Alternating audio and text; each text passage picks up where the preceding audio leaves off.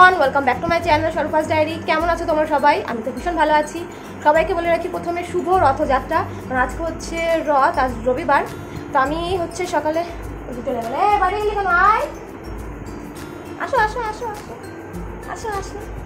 এই যে এটা কেলে, এটা কেলে, এটা কি মধ্যে কে? এটা তিন্নি। কই তিন্নি? এই দেখো, এটা হচ্ছে তিন্নি। এটা হচ্ছে আমার দাদার মেয়ে, তাই তো? তোমার নাম তিন্নি তো? ও এসেছে এখানে। তো আজকে আমি একটু ওই চিকেন নিয়ে এলাম আসার সময়। আমাদের খুব ভালো হয়েছে, আমাদের এখানে বাড়ির পাশে হচ্ছে চিকেন পাওয়া যায় এখন, নয়তো সেই বাজারে যেতে হয়। আর আমি বাজারঘাট কোনো সময় সেভাবে করিনি, ওই বাজারে গিয়ে সবজিপত্র কেনা মানে এ সমস্ত কিছু। আর পাশে মুদিখানা দোকানও আছে, খুব সুবিধা হয়েছে, কিছু মুদিখানা বাজারও করিয়ে নিয়ে এলাম। তো আমি গিয়েছিলাম পড়াতে, পড়িয়ে আসলাম। এখন বাজে 10:30, অনেক লেট হয়ে গেল, কারণ ওই সমস্ত কেনাকাটি করতে করতে প্রচুর লেট হয়ে গিয়েছে। তো এখন আমি হচ্ছে আগে খাবো, খেয়ে দিয়ে তারপরে রান্নাবান্না করবো। তো চলো আজকের ভিডিওটা, সারাটা দিন আমি কি করছি সেটা তোমাদের সঙ্গে আজকে ভাবলাম শেয়ার করবো। কোনোদিনও শেয়ার করা হয় না, সেই আগে বহুদিন আগে যখন করতাম তখন শেয়ার করেছিলাম। তো চলো ভিডিওটা দেখতে থাকো, আর কেউ একদম স্কিপ করবে না, ওকে? খাওয়া দাওয়া কমপ্লিট করে এসে এখন এই যে চিকেনটাকে একটু ম্যারিনেট করে রাখছি লেবু দিয়ে। বাড়িতে সেরকম চিকেন বা মাটন হলে আমি বেসিক্যালি রান্না করে থাকি। তো এই চিকেনটা আমি হচ্ছে একটু সেরকম লঙ্কার গুঁড়ো টুড়ো ইউজ করবো না, একদম পাতলা করে বানাবো কাঁচা লঙ্কা দিয়ে। আমার ভীষণ ভালো লাগে এইভাবে পাতলা পাতলা করে চিকেন। এইদিকে আবার দেখো গুলু ওর মায়ের সঙ্গে রয়েছে, আমি এখানে রান্না করছি আর ওদের কিন্তু আমার কাছে আসা চাই। তো ওরা আবার খিদে পেয়ে গেছে দেখছি। তো এই যে একদম পাতলা ঝোল করে করব কাঁচা লঙ্কা দিয়ে, ভীষণ ভালো গন্ধ আসে, মানে গন্ধ তো আসেই, টেস্টটাও কিন্তু খুব ভালো হয়। কাঁচা লঙ্কার একটা ফ্রেগরেন্স থাকে, আর একটু বেশি করে যেহেতু লেবুটা দিই, লেবুর একটা সুন্দর স্মেল থাকে, খুব ভালো লাগে এইভাবে পাতলা ঝোল মানে করে খেতে। চিকেনটা দেখো হয়ে গিয়েছে। এখন নামানোর আগে আমি যে গরম মশলা বেটে রেখেছিলাম এটা দিয়ে দেবো। এই বাটা গরম মশলা দিয়ে চিকেন রান্না করলে কিন্তু টেস্টটা আরও দ্বিগুণভাবে বেড়ে যায়। এখন বাজে বেলা 1:30, আমি সবে এই যে স্নান সেরে এলাম, শ্যাম্পু করে চোখে গামছা পেঁচিয়ে রেখেছি, জাস্ট এলাম স্নান করে। প্রচুর গরম লাগছিল, মা ওদিকে ভাত করছে। এবার চলো তোমাদেরকে দেখাই যে চিকেনটা কেমন হলো।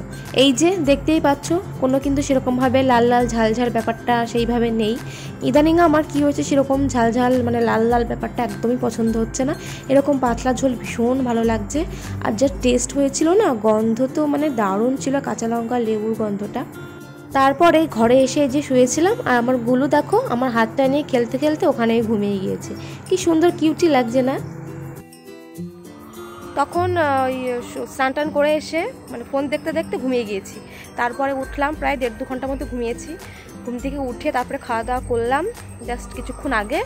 তো এখন খাওয়া দাওয়া করে আবার একটু শুয়েছিলাম। তারপরে এখন এই বাইরেটা আসলাম, তো মেঘলা ওয়েদার হয়ে রয়েছে, কারণ হচ্ছে রথযাত্রা, যেহেতু রথে তো বৃষ্টি হয়, এখন দেখা যাক বৃষ্টি হয় কিনা, মেঘ করে রয়েছে।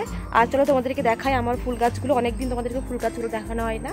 আর ড্রাগন গাছেও একটা ফুল এসছে, তো চলো সেটাও তোমাদেরকে দেখাবো। এই যে দেখতেই পাচ্ছ এখানে আমার গোলাপ গাছগুলো। তো গোলাপ গাছের ব্যাপারে পরে আসছি, আগে চলো ড্রাগন গাছটা দেখাই। তো এই যে আমার সেই বিখ্যাত ড্রাগন গাছ, কি আর বলবো, কোনো যত্ন নেওয়া হয় না।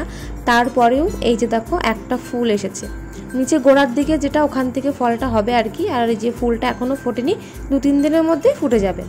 তো এই ড্রাগন গাছটার কিন্তু কোনো রকমই যত্ন করা হয় না, সামান্য জলটুকু আমার দেওয়া হয় না, তারপরেও যে কি সুন্দর ফল ধরে সেটাই আমি অবাক হয়ে যাই। আসলে ড্রাগন গাছের মেন খাদ্য হচ্ছে রোদ। আর আমি যখন গাছটা এখানে লাগিয়েছিলাম তখন কিন্তু এত ছায়া ছিল না। এখন পাশে এই যে একটা কাঁঠাল গাছ হয়েছে, ওটা বড় হয়ে গিয়ে ছায়া হয়ে গিয়েছে, সে কারণে মানে সেরকম একটা গ্রোথ হয় না গাছটার। আর এই যে আমার এখানে একটা গোলাপের কড়ি এসেছে। আর এই গাছটা দেখো, এই যে এই গোলাপ গাছটা দেখতে পাচ্ছ, এখান থেকে কাটা। তো এখান থেকে বেশ কয়েকটা ডালে 7 পাতার ওই ডালগুলো হয়ে গেছিলো, বেশ বড়, আমাদের প্রায় ঘর সমান হয়ে গিয়েছিল।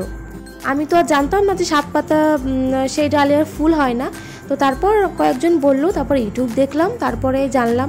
তো তারপরে আমি ডালগুলো কেটে দেওয়ার কয়েকদিনের মধ্যেই, মানে সপ্তাহখানিকের মধ্যেই দেখো কি সুন্দর পাতা বেরিয়ে আবার কড়িও ধরে গিয়েছে। আমি তো ভীষণ খুশি হয়েছি দেখে। সেই জন্য না এতদিন মানে ওই গাছটাতে কোনো কুড়িও আসছিল না, ফুলও ধরছিল না। যেই গাছটাকে ডালগুলো কেটে দিয়েছি দেখতেই পাচ্ছ। আর এই যে এটা হচ্ছে আমার হলুদ গোলাপ গাছ, এই যে এখানে কুড়ি এসেছে দুখানা। যেহেতু আমি হলুদ গোলাপ ভীষণই ভালোবাসি, এরপরেও আমি আরও দুটো হলুদ গোলাপ এনেছিলাম। কিন্তু কি বলবো, এত বাজে সেই নার্সারির লোকটা না, মানে হলুদ দেখে এনেছিলাম, কিন্তু সেগুলো একদম ছোট ছোট, মানে হাতের কড়েরও ছোট ছোট ওরকম টাইপের গোলাপগুলো হচ্ছে।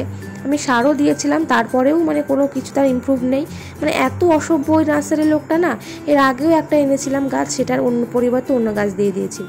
এরপর সন্ধ্যাবেলা এখন বানাতে বসেছি খাজা। যেহেতু আজকে রথযাত্রা, ওই জন্য রথযাত্রা স্পেশাল খাজা বানাবো। সেই জন্য নিয়েছিলাম ময়দা, তার মধ্যে লবণ আর ঘি দিয়ে একটু ভালো করে ময়াম দিয়ে মানে আটা মাখার মতনই মাখবো। তারপরে এই দেখো রুটির মতো বেলে নিয়েছি। তারপর ফার্স্টে একটা রুটির মতো বেলে তার উপর একটু তেল দিলাম, তারপরে একটু ময়দা। এখানে ময়দার পরিবর্তে কর্নফ্লাওয়ারটা দিলে ভালো হয়, কিন্তু আমার কাছে এর মধ্যে ছিল না। এইরকমভাবে মোট 4টে রুটি পরপর লেয়ারের মতো করে নেবো। তারপর এই যে এভাবে রাউন্ড করে গোল গোল করে নিতে হবে। আর এইখানটা যাতে সিল হয়ে যায় সেজন্য একটু জল লাগিয়ে নেবো হালকা করে, যাতে এটা পুরোপুরি এর সঙ্গে লেগে যায়। তাহলে তেলে দিলে এর মুখগুলো আর খুলে যাবে না। এরপর এগুলোকে এইভাবে পিস পিস করে কেটে নেব। এই খাজা আমি কিন্তু বাড়িতে আগেও বানিয়েছি, ভীষণ টেস্টি হয় খেতে। এরপর এই এক একটা টুকরোকে বেলে নিতে হবে। ফার্স্টে একটা এরকম টুকরো নিয়ে একটু হাত দিয়ে প্রেস করলাম, তারপর বেলনি দিয়ে হালকাভাবে এভাবে চাপ দেবো। ব্যাস দেখো কি সুন্দর হয়ে গেল। একদমই হালকা হাতে এগুলোকে বেলে নিতে হবে, বেশি চাপ দিয়ে কিন্তু একদমই বেলা যাবে না।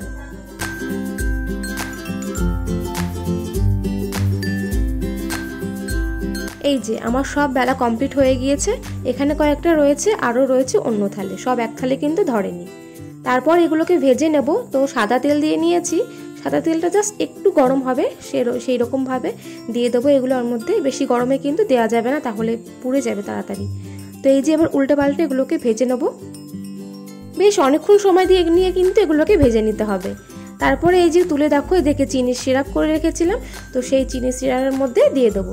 দিয়ে একটু উল্টে পাল্টে নিয়ে তারপরে এগুলোকে তুলে নেবো। বেশিক্ষণ কিন্তু এর মধ্যে রাখা যাবে না।